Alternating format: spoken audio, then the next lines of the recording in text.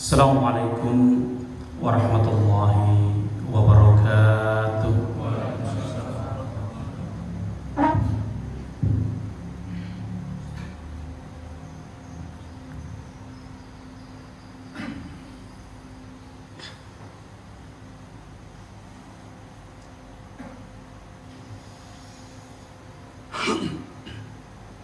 Allahu Akbar, Allahu Akbar.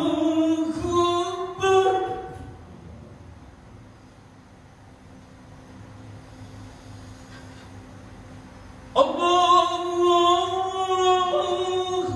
Akbar, Allahu Akbar.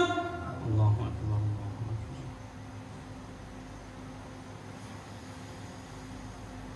Asyhadu an la ilaha illallah.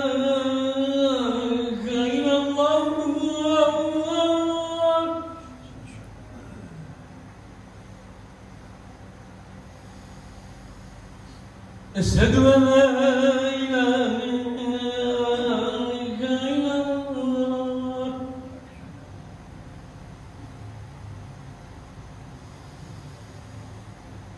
Asyhadu anna Muhammadan Rasulullah.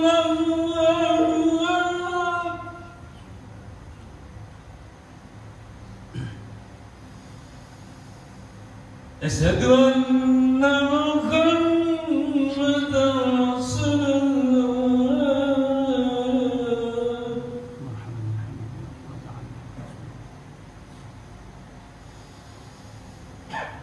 Khairan salat,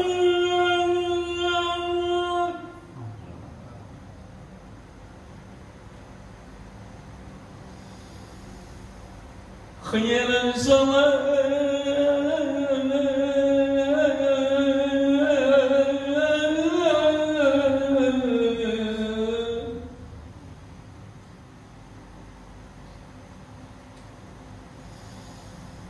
خير الفلاح،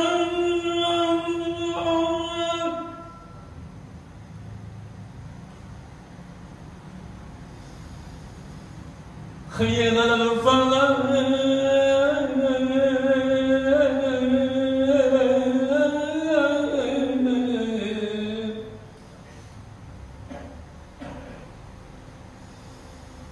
الله أكبر، الله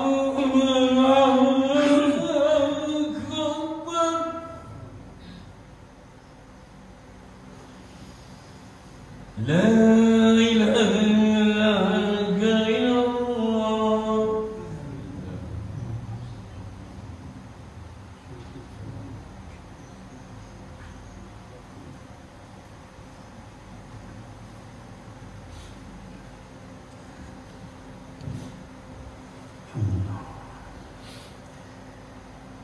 إن الحمد لله نحمده ونستعينه ونستغفره ونعوذ بالله من شرور أنفسنا ومن سيئات أعمالنا. من يهده الله فلا مضل له ومن يضلل فلا هادي له. أشهد أن لا إله إلا الله وحده لا شريك له وأشهد أن سيدنا محمدا عبده ورسوله لا نبي بعده.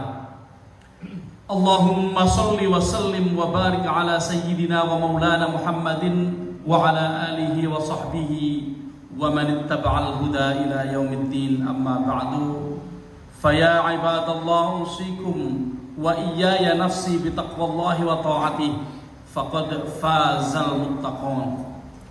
قال الله تعالى في كتابه الكريم: أعوذ بالله من الشيطان الرجيم. إنما يعمر مساجد الله من آمن بالله واليوم الآخر وأقام الصلاة وآتى الزكاة ولم يخش إلا الله فعسى أولئك أن يكونوا من المهتدين. Kaum muslimin jamaah salat Jum'ah yang dirahmati Allah, marilah kita senantiasa bersyukur kepada Allah Subhanahu wa Ta'ala, memuji tidak selalu karena nikmat yang kita terima, tapi pujian adalah hak Allah atas hambanya, dan kewajiban kita untuk terus memujinya. Pujian kedua atas nikmat Allah yang selalu kita terima setiap saat. Sampai saat ini kita berada di masjid ini tidak terjadi kecuali atas nikmat Allah Subhanahu wa taala. Maka marilah kita bersyukur biqaulina alhamdulillahi rabbil alamin. Kaum muslimin yang dirahmati Allah, sebagaimana telah saya sebutkan di depan, Allah berfirman, innama ya'muru masajidallahi man amana billahi wal yaumil akhir wa aqama as-salata wa ata az-zakata wa lam yakhsha illallah fa asa ulaika ay yakunu minal muhtadin. Ayat ini berbicara tentang masjid dan fungsinya, kaum muslimin. Masjid adalah salah satu simbol kebesaran Islam, min sya'airillah. Tercatat di banyak teks baik Al-Quran maupun hadis yang menyebut tentang kemuliaan masjid. Salah satunya bisa kita bacakan suratul Baqarah ayat 114. A'udzubillahi minasyaitonir rajim. Wa man azlamu mimman mana'a masajidallah ayyuzkara fiha ismuhu wa kharaf wa sa'a fi kharabih. Dan siapakah yang lebih berbuat zalim daripada orang-orang yang menghalangi untuk menyebut asma Allah di dalamnya, untuk menyebut asma Allah di dalam masjid-masjidnya. Ayyuzkar fiha ismuhu wa sa'a fi kharabiha. Dan siapalah orang yang lebih zalim daripada orang-orang yang berusaha untuk merobohkannya. Diksi di dalam ayat ini, kaum muslimin, berupa kalimat istifham atau kalimat berisi pertanyaan.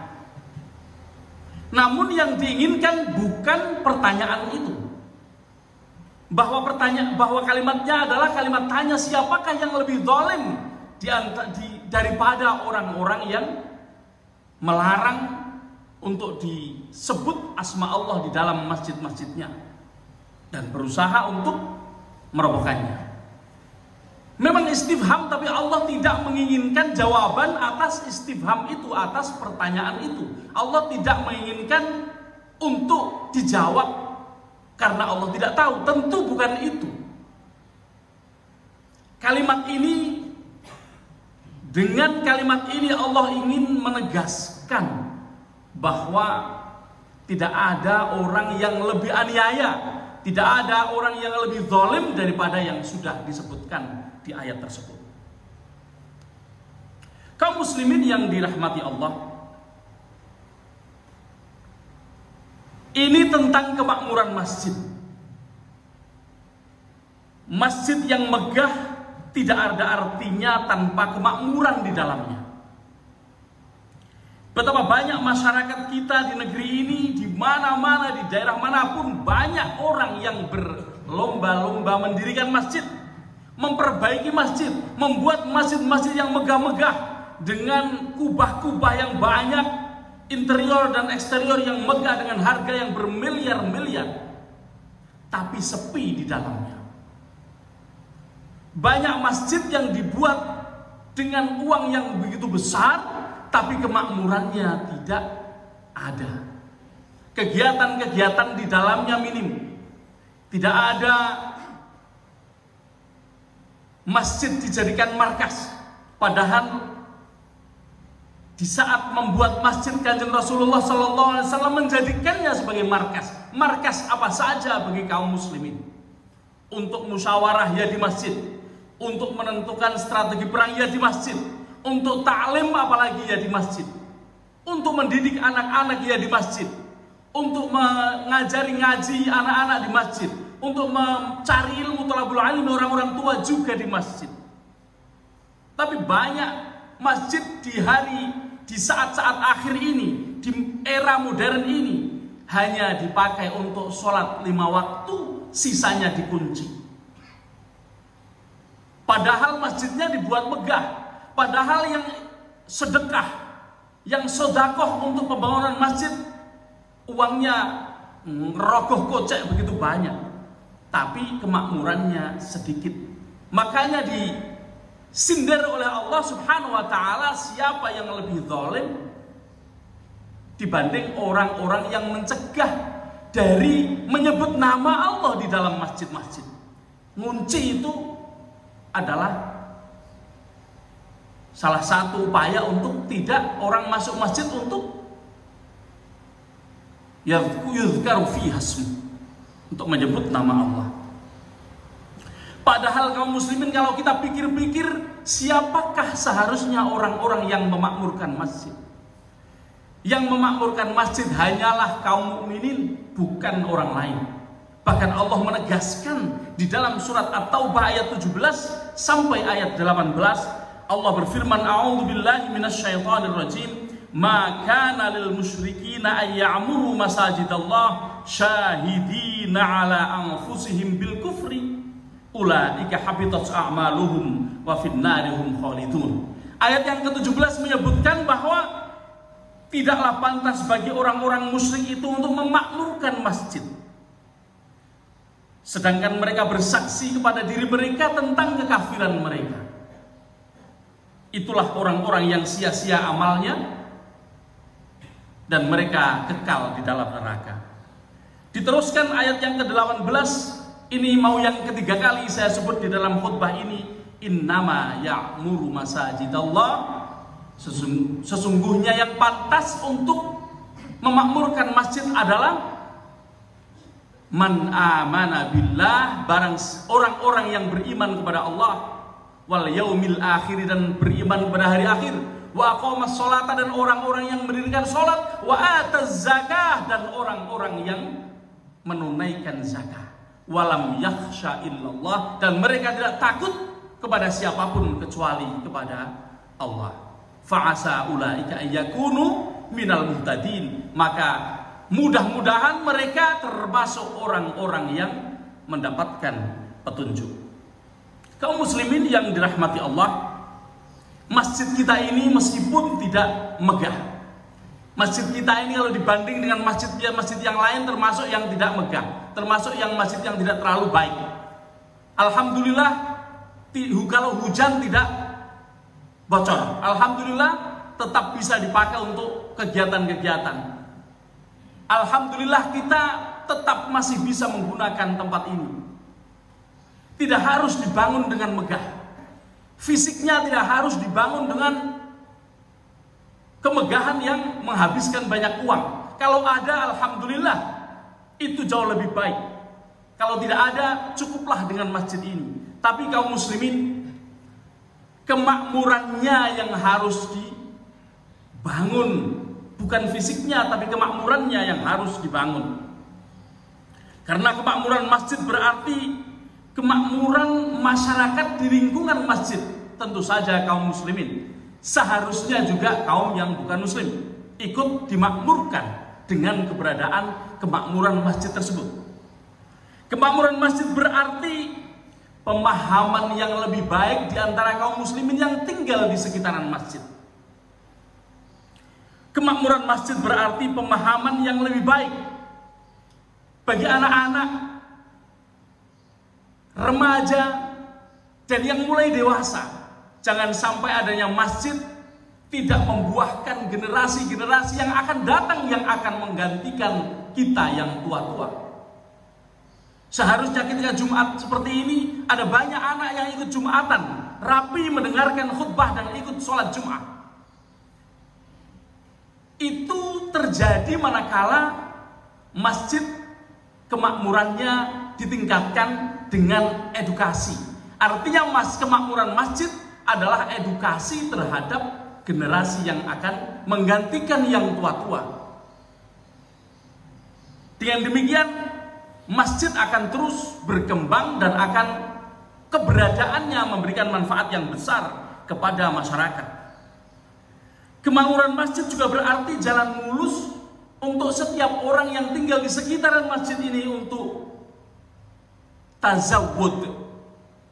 Tazawud adalah mencari bekal yang banyak untuk kita sowan ke hadapan Allah Subhanahu wa taala, meninggalkan dunia fana ini kepada kehidupan yang lebih kekal.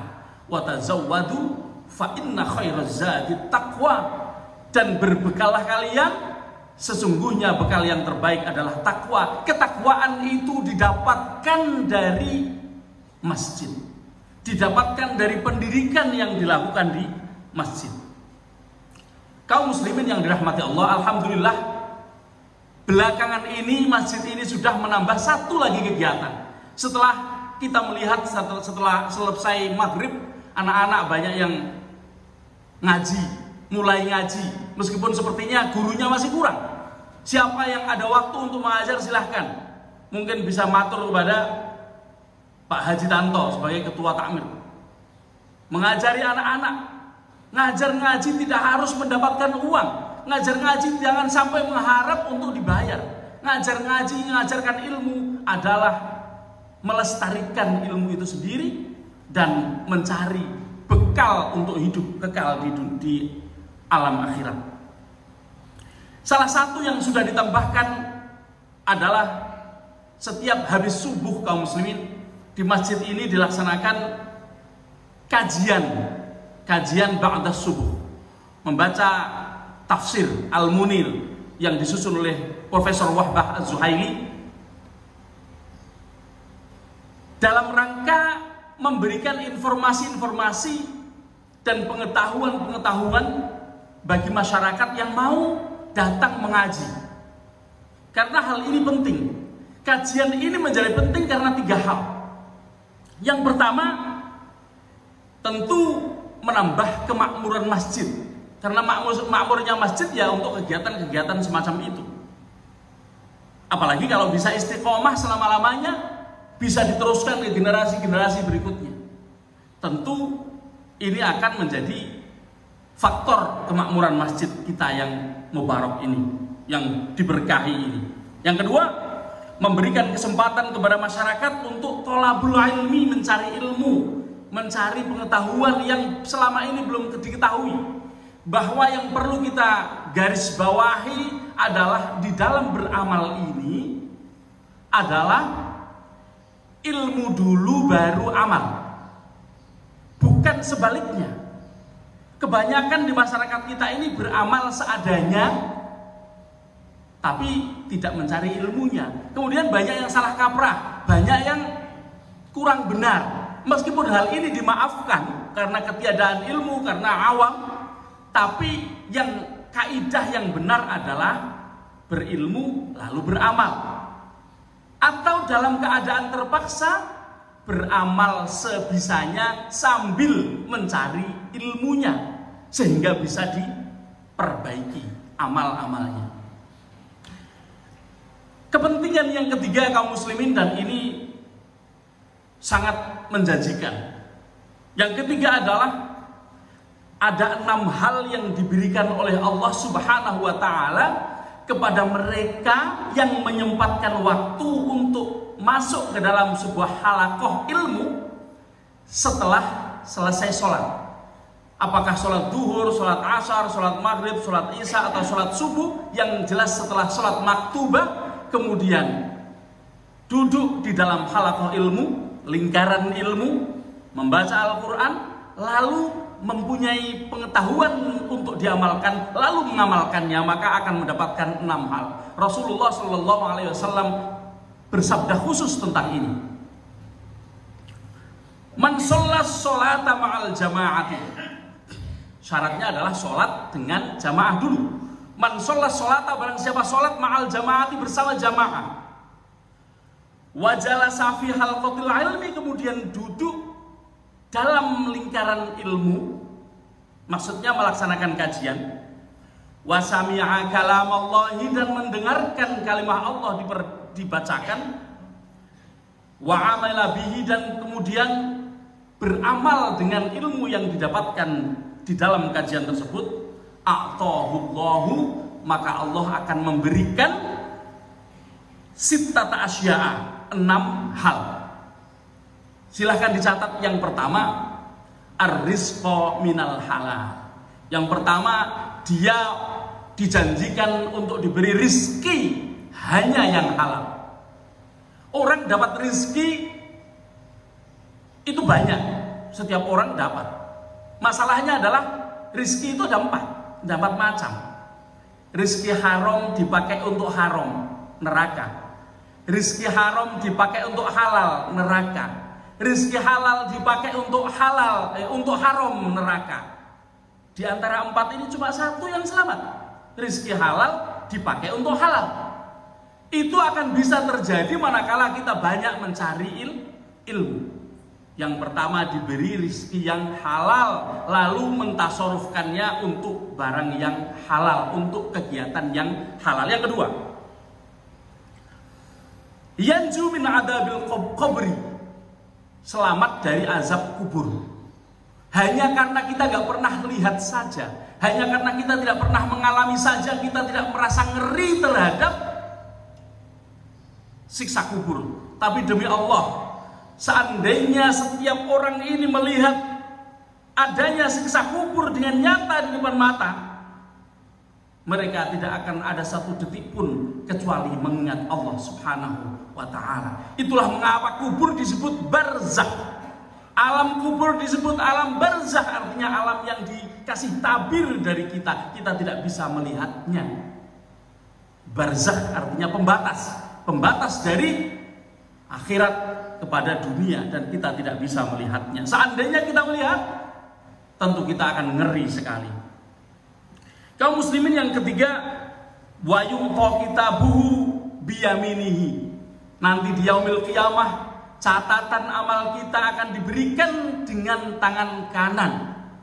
Ini penting, karena orang yang tidak baik amalnya di dunia, orang yang nanti kalau ditimbang kalah dengan keburukannya, akan diberikan dengan tangan kiri atau bahkan dari arah belakang. Mengapa demikian? Karena sangat memalukan sehingga tidak mau bertatap muka. Karena malu sehingga tidak bertatap muka. Kalau kita mendapatkan catatan amal kita berhadap-hadapan, tentu kebahagiaan itu sudah datang meskipun kita masih antri hisab. Kita masih antri hisab, tapi keadaan kita sudah tidak terlalu menyulitkan karena kita tahu kita mendapatkan catatan amal kita dari arah depan. Kaum muslimin yang berikutnya, wa yuhsyaru ma'an nabiyyin, dikumpulkan bersama para nabi. Kalau kita dikumpulkan bersama para nabi, itu adalah kebahagiaan yang hakiki sudah. Tidak ada yang lebih dari itu. Para nabi dijamin surga semuanya, nggak mungkin ada nabi yang masuk neraka. Maka kalau kita bersama nabi, dikumpulkan bersama nabi, otomatis digiring ke surga. Wa yamurru 'ala sirati kal barqil khatif, berjalan di atas siratal mustaqim seperti kilat yang menyambar. Jadi nggak berasa, tahu-tahu udah nyampe surga. Dan yang terakhir kaum muslimin, banallahu lahu baitan, Allah membangunkan untuk dirinya sebuah rumah di surga, fil jannah, min yakut hamra lahu arba'una baban, dari yakut berwarna merah dan memiliki 40 pintu. Jadi kalau di dunia kita melihat rumah mewah sudah ngiler, di akhirat rumah semacam ini jauh lebih indah daripada yang kita lihat. Karena apa yang kita dapatkan di akhirat, di surga, itu mala ainun ra'at wala udhunun sami'at wala khatara ala qalbi bashar. Demikian khutbah singkat ini, mudah-mudahan ada manfaatnya. Dan marilah kita makmurkan masjid ini dengan kegiatan-kegiatan yang lebih positif, Yang sudah ada kita tingkatkan, lebih banyak orang, lebih banyak yang kuyung, dan lebih banyak kaum muslimin yang mencari kemakmuran ini bersama-sama dengan yang lain sehingga masjid menjadi makmur. Barakallahu li wa lakum fil Qur'anil Karim wa nafa'ani wa iyyakum bima fihi minal ayati wa dzikril hakim wa taqabbalallahu minni wa minkum tilawatahu innahu huwas samiul alim.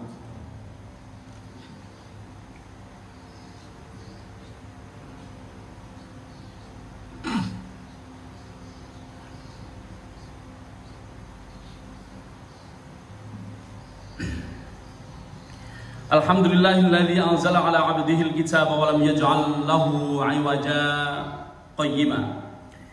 Asyhadu an la ilaha illallah wahdahu la syarika lah wa asyhadu anna sayyidana Muhammadan 'abduhu wa rasuluhu la nabiyya ba'dah. Allahumma shalli wa sallim wa barik ala sayyidina wa maulana Muhammadin wa ala alihi wa sahbihi wa man ittaba'al huda ila yaumiddin amma ba'du. Fa ya ibadallah usikum wa iyaya nafsi bi taqwallahi wa ta'atihi faqad fazal muttaqun. Qala ta'ala fi kitabihil karim, a'udzu billahi minasy syaithanir rajim, innallaha wa malaikatahu yusholluna 'alan nabi ya ayyuhalladzina amanu shallu 'alaihi wa sallimu taslima. Kaum muslimin, di akhir khutbah ini saya ingin menyampaikan, menaikkan narfa doa untuk saudara kita di Filistin. Mudah-mudahan kita menjadi orang-orang yang salah satu orang yang tercatat membantu mereka dengan doa minimal, dan semoga mereka dibebaskan dari kesengsaraan. Mari kita aminkan, dan mudah-mudahan itu akan bermanfaat untuk kita semuanya. Allahumma shalli ala sayyidina Muhammadin wa ala ali sayyidina Muhammad kama shallaita ala Ibrahim wa ala ali Ibrahim wa barik ala sayyidina Muhammadin wa ala ali sayyidina Muhammad kama barakta ala sayyidina Ibrahim wa ala ali sayyidina Ibrahim fil alamin innaka Hamidum Majid. Allahumma ighfir lil muslimina wal muslimat wal mu'minina wal mu'minat al ahya'i minhum wal amwat innaka sami'un qaribun mujibud da'awat wa qadiyal hajat. Allahumma qad istaddal qurabu ala ikhwanina fi Filistin wa la hawla lahum wa la quwwata illa bika ya arhamar rahimin. Allahumma ajil bil faraj lahum ya rabbal alamin. Allahumma farrij anhum farajan ajila ya rabbal alamin. Allahumma ij'alil 'izzata lahum wadh-dhillata ala aduwwihim. Allahumma ij'alil 'izzata lahum wadh-dhillata ala aduwwihim. Allahumma ij'alil 'izzata lahum wadh-dhillata ala aduwwihim. Allahumma qad adha qulubal mu'minin wa alama qulubal mu'minin ma yarawnahum min faqdil li ikhwanihim, ma yarawnahum min faqdil lil atfal, ma yarawnahum min faqdil lin nisa, ma yarawnahum min jarahil li ikhwanihim wa akhwatihim. Allahumma fa ya rabbi barrid qulubal mu'minin, برد قلوب المؤمنين، برد قلوب المؤمنين برفع البلاء عن إخواننا في فلسطين. اللهم يا ربنا نسألك بأسمائك الحسنى وصفاتك العليا أن تحفظ أقصانا وأن تحفظ فلسطيننا وأن تحفظ أهلنا من في عزة يا رب العالمين، في غزة يا رب العالمين، في غزة يا رب العالمين. اللهم يا ربنا إنك قلت وإذا سألك عبادي عني فإني قريب أجيب دعوة الداعي إذا دعان فليستجيبوا لي وليؤمنوا بي لعلهم يرشدون. وإنا يا ربنا على يقين من ذلك فندعو يا ربنا فاستجب دعاءنا. اللهم يا ربنا هذا جهدنا في نصرة إخواننا، هذا جهدنا في نصرة إخواننا، هذا جهدنا في نصرة إخواننا في فلسطين. وأنت يا ربنا أرحم منا فارحم إخواننا. اللهم فارحم إخواننا، اللهم فارحم إخواننا. ربنا هب لنا من لدنك rahmatan wa hayyi lana min amrina rasyada. Rabbana atina fid dunya hasanah wa fil akhirati hasanah wa qina adzabannar. Wa sallallahu ala sayyidina wa maulana Muhammadin wa ala alihi wa sahbihi wa baraka wa sallam.